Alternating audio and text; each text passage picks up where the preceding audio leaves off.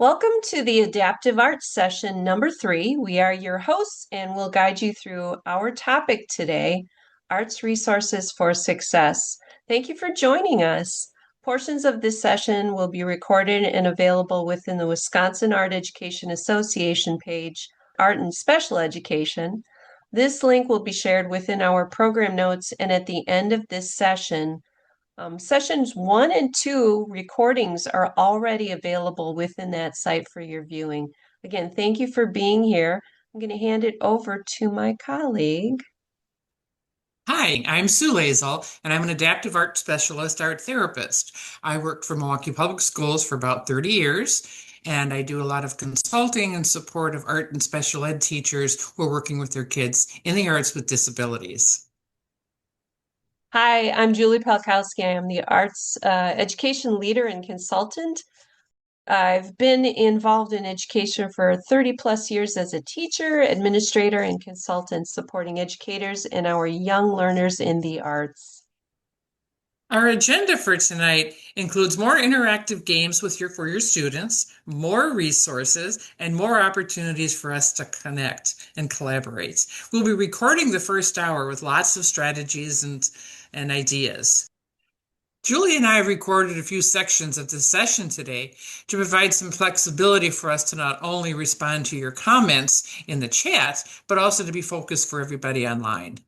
The second half of the session will not be recorded and reserved for questions and answers between Julie and us and you, sharing amongst participants.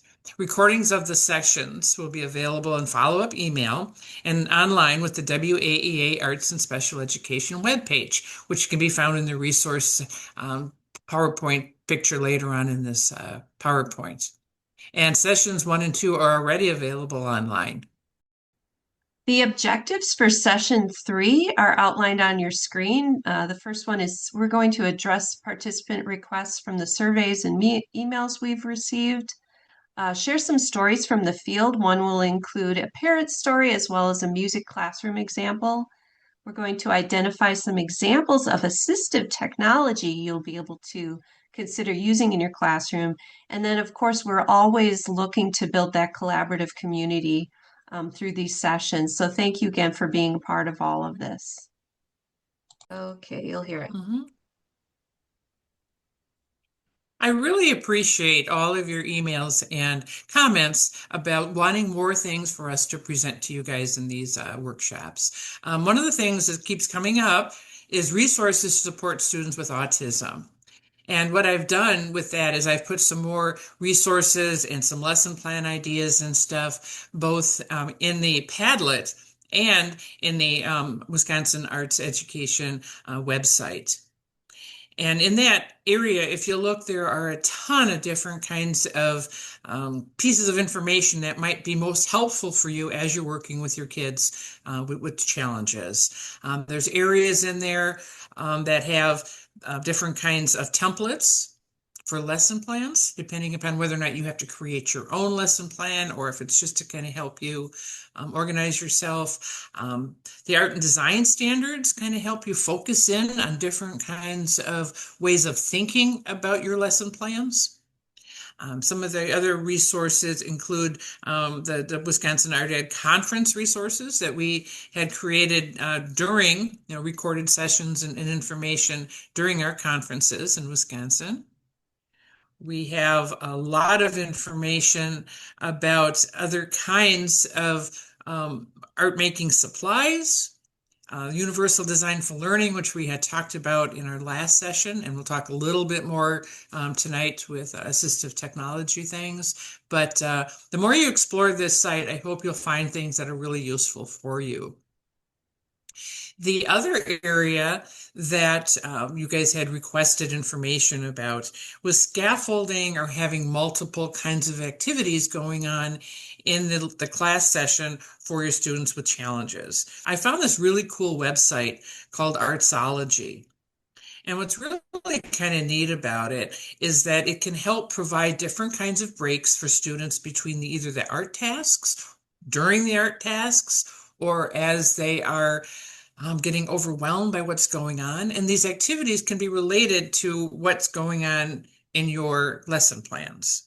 Some of our students do well with manipulating. So some of these areas on this website are more like a puzzle thing where you can shift puzzles and stuff around. Remember when we did that game early on where we had the image where you had to pick what image was the same and what was different in the second one? It's from this website.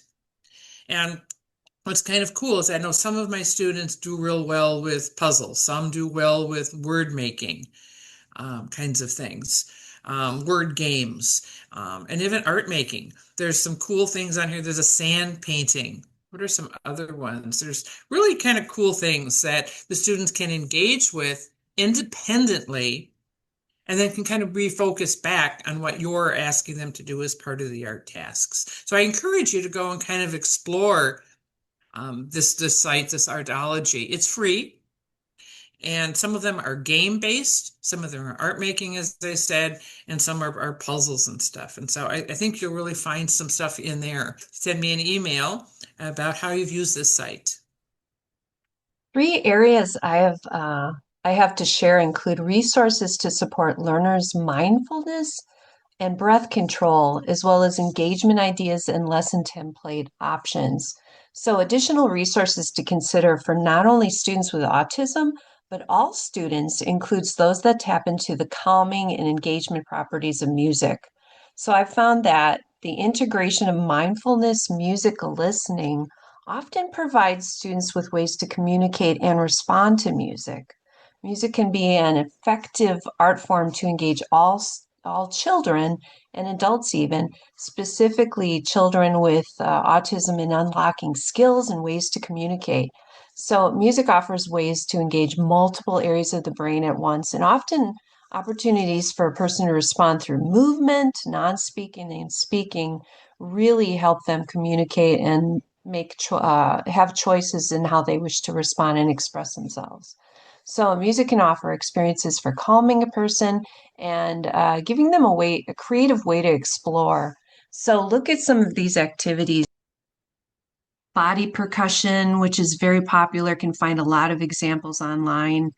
There's also Chrome Music Lab is a huge favorite of mine. There's so many different types of musical engagement options, from composing music to responding to utilizing vocal and instrumental, and as well as movement to images that are on the screen. Groove Pizza is another really fun compositional tool that uses iconic notation. You can look at Music Will. It's an organization that provides iconic charts. So they will have typically bass, guitars, drums, and keyboard. And then play alongs. There's a lot of different play alongs available for online tools if you want those more high tech opportunities. For this last part of music, lesson templates were requested, and we have several available.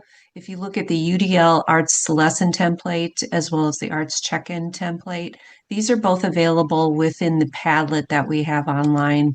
The UDL Arts template simply is just a one page that gives you a lot of different options in selecting if you're going to do activities that in music might be creating, performing, responding, producing, or connecting. We have many templates available for both theater, dance, and art. It allows you to write down your procedure, how your students will be engaging in the UDL principles, and then gives you a space to reflect on your own growth and engagement and how things went. The second thing I shared was the arts check-in, and this is actually a couple of slides that I've created in PowerPoint. This one specifically says music check-in. We do have an art check-in, a dance check-in, and a theater check-in. And you'll notice I really broke down what a lesson might look like in six different sections. One would be a greeting where students have the opportunity to choose their greeting, waving, thumbs up, speaking, high fives. A word a day, which actually gives you the focus or the objective of that class. And I often mix that with not only a word of the day, but I try to find the sign language appropriate option so that students can learn that as well. opportunities to create, you'll see there's a box for that. Singing and playing. In the case of art, it might be producing something, responding, uh, things that they like or don't like, and then responding as to why, and then movement opportunities to assist them. So these are just three areas that I've found are very helpful with all learners, whether it's mindfulness, breath control, engagement ideas, or lesson templates that would help you articulate what that looks like in your classroom. You might be wondering why we are discussing assistive technology in the arts.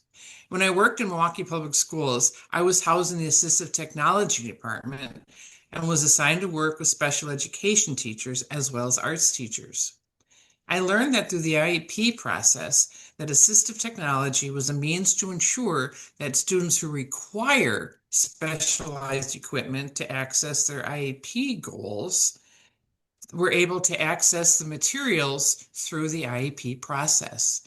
That meant that if the IEP team, which includes teachers, OTs, PTs, and information that we provide as arts teachers, determined that the only way a student could hold a pencil to write with was by using a grip, that grip needed to be provided in all of their academic classes, including the arts classes. Since we as arts teachers have students who hold tools such as paintbrushes, drumsticks, and such, the grips should also come to the arts classes, or that we should get supplied the tools as well. That includes adaptive scissors and other kinds of adaptive and assistive tools that can be kind of pricey, especially with our minimal arts budgets. And so low tech and then inexpensive tools, such as like grips, like pool noodles and milk carton grips, of course, won't be covered. But other kinds of tools might be able to be covered through a number of different kinds of funding things that we'll discuss a little bit later. One key is that the assistive technology tool is the only way that student can participate as independently as possible in our arts activities. So it's important to be part of the IEP teams, whether or not you can be there or not, but to give information that when the student is participating in your class, that these tools are necessary for these students to actively participate. I have to admit that there sometimes has been some reluctance because of the cost, and it is a bit of a hassle for the schools to access the funding, but technically there are funds that are available. First, let's discuss some examples of low to high tech tools that we might use in art and music. Some of the low tech tools are things like possibly a slant board. A slant board can be used on students' chairs, on their wheelchairs to bring the work surface up closer. It can be used for students who are highly distractible and need a surface that is more comfortable for them to use. It might help to secure their materials, especially if masking tape or something might kind of wreck their papers. A slant board is it's a piece that it folds down. It's very easy to travel with between schools and between classes. And you can get those at school specialty. A Lazy Susan is a little spinning device that you can put your tools and art supplies on for kids who need to not only have their boundaries of art materials because they're impulsive and want to touch other kids' materials or reaching out for things, but also kids with visual impairments who need to have all of their materials easily accessible in one place. Other kinds of things are drawing or cutting tools, such as the adapted scissors that's on the side there. High-tech art and assistive technology might include computer programs such as ArtRage, which is a really cool program that I like using on smart boards and on computer programs, especially for kids with sensory issues, because as the kids are manipulating the virtual art media, such as paint, it's amazing when they look at their hands and they see, oh, there's no paint on their hands, but they're squishing and moving the paint and stuff around. It's kind of exciting for them to see that, and they engage in some really cool ways. The high-tech switch adapted scissors in the picture is battery operated or has a electrical plug into it that the students just have to hold the tool and the scissors cut. You don't have to do that traditional open and close motion to get the scissors to work. For some of our kids with autism or attention deficit challenges, where sensory things are very important, sometimes the kids like the feel of a vibrating tool, such as a scissors like this. And these are things you might possibly be able to get through the assistive technology process. Sue went over the assistive technology tools and strategies for arts. Let me go over some of the suggestions for music that I think will really be helpful to your music classroom. So let's look first at the low tech tools that might be helpful to you in your classroom for music. Color overlays. I don't know if you've tried it, but students with visual impairments or just in general that have challenges in tracking musical notation. Sometimes it helps to use a color overlay or at least a strip of paper to assist students in being able to track the musical lines on a page. For grips, Sue went over several grips that are helpful for art, but these are also helpful in the music area. So you can see on your screen, here's an example of a grip being used for a mallet, which it could also be used for drumsticks and other types of musical instruments. Notation choices for low tech. Think about when students are vocalizing or singing, having them follow a picture that you've created, or if they're using music notation, having that available on a board or a chart. You can also chart those out using iconic notation, whether it's the music instrument picture or some interesting symbol that you and your class have devised for rests and playing and faster and slower, those types of things. For those who use color coding, whether it's use of boom whackers or bells, there's many musicals, there's many songs out there that are often highlighted using color coding systems. So consider that for your students as well. When it comes to high tech, there's so many options available online, whether they're online applications such as Groove Pizza, Chrome Music, Incredibox, BandLab, Soundtrap. There's so many options available, and I already went over some of those. Sensory resources, try to expand what students do beyond using musical instruments and see if you can use other things such as scarves, which are great ways to express musical line in a variety. Sign language, I often will put sign language to many of the songs that we work on, or body percussion or movement to also reinforce song, lyric, form, shape. And all of these are just wonderful ways to engage students in musical experiences. Funding for assistive technology, as I mentioned, can be a little bit tricky. Some of the funding you might be able to get through a Title I funding or arts grants. Julie, if you have any comments about some of the arts grants that you have found. Oh, yeah, definitely. Into your community, we do have a session PowerPoint that goes through a variety of arts grants ideas, as well as a Padlet dedicated to grants that are art specific. So that those resources are located within the Wisconsin Art Education Association resource page, and I'll make sure that those links are available in the follow-up email as well as the notes within this recording. So definitely tap into those things. As I mentioned about the special education portion of it, if you need to, kind of beef up your rationale for why you should be able to access some of the funds for the arts programs, it's through the Office of Special Education and Rehab Services, the U.S. Department of Education. There are a number of, if you go to the website and stuff, or kind of inform the school about that, it's quite amazing that they might not even are aware that that exists as part of getting additional funding for what the students really need. Otherwise, we've got donors, certainly our friends and loved ones and family support us. And maybe I know Christmas just passed, but you might be able to request for your birthday or that you could get some specialized tools. Because sometimes actually these assistive technology tools are also good for us as well.